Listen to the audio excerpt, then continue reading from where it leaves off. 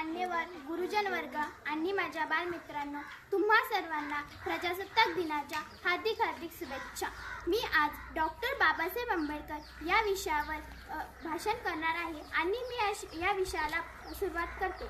मित्रांनो, ज्या वेळेस या भूमीमध्ये धर्मांचा मुखवटा एक होऊ लागला होता, पाप पुण्याचं व्यापारीकरण सुरू झालं होतं। अनेक वर्षांपासून चातुर्वर्ण व्यवस्थेखाली समाज पूर्णपणे लपलेला होता। 4 वर्णांमधून 4000 जाती निर्माण झाल्या होत्या। माणसापेक्षा दगड होणार जास्त किंमत होती। नदीतल्या गोट्याला, गोठ्यातल्या शेणाला, भोजनाच्या पंगतीला भलताच भाव आलेला होता।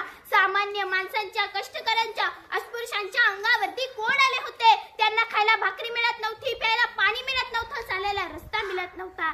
1 रुपयाचं नाणं ताटाप्रमाणे वाढत होतं आणि मग इथल्या सामान्य माणसाचा कोंडलेला श्वास मोकळा करण्यासाठी एका महान पुरुषाने जन्म घेतला। त्या महान पुरुषाने इथल्या व्यवस्थेच्या छाताडावर पाय ठेवून हजारो वर्षांपासून निर्माण झालेल्या विकारांच्या दऱ्या बुजत विचारांची वटवृक्ष निर्माण करण्याचं काम केलं।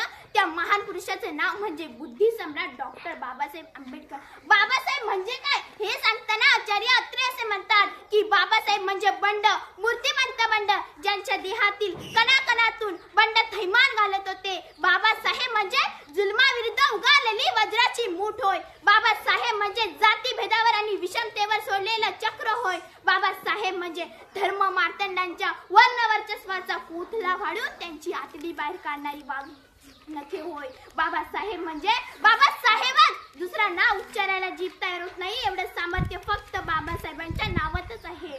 भारतीय राजकारणात, समाजकारणात भारतीय राज्यघटनेचे शिल्पकार म्हणून त्यांचं देशाला असणारे योगदान अचंबित करणार आहे। कसं असतं ना मित्रांनो, बलवानांनी दुर्बलांवर अन्याय अत्याचार करावा आणि विषमतेची विषमल्ली जागोजागी पेरावी असं हे जंगली जग आहे। आणि या जंगली जगात समतेच्या प्रकाशात, ममतेच्या सावलीत आणि समान हक्कांच्या कवच कुंडाळात न्यायाची प्रतिसृष्टी निर्माण करण्याचं काम बाबासाहेब आंबेडकरांनी केलं। त्यासाठी त्यांनी अपार कष्ट उपसले, रोषांचे, द्वेषांचे, क्लेशांचे कटू घोट रिचवले।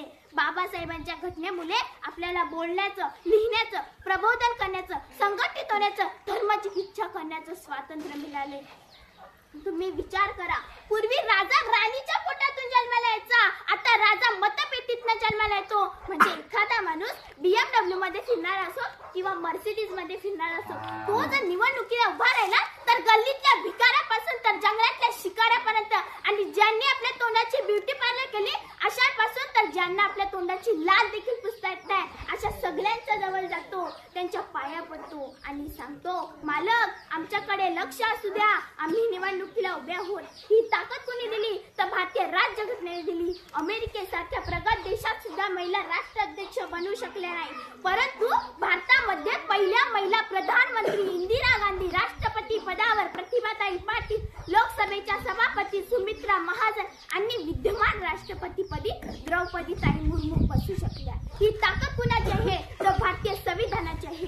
डॉक्टर बाबासाहेब आंबेडकरांनी इथलं पाण्याचं संकट दूर व्हावं म्हणून उत्कृष्ट नियोजन केलं होतं। भारतातल्या पहिल्या मुख्य धरणाची पायाभरणी डॉक्टर बाबासाहेब आंबेडकरांनी केली।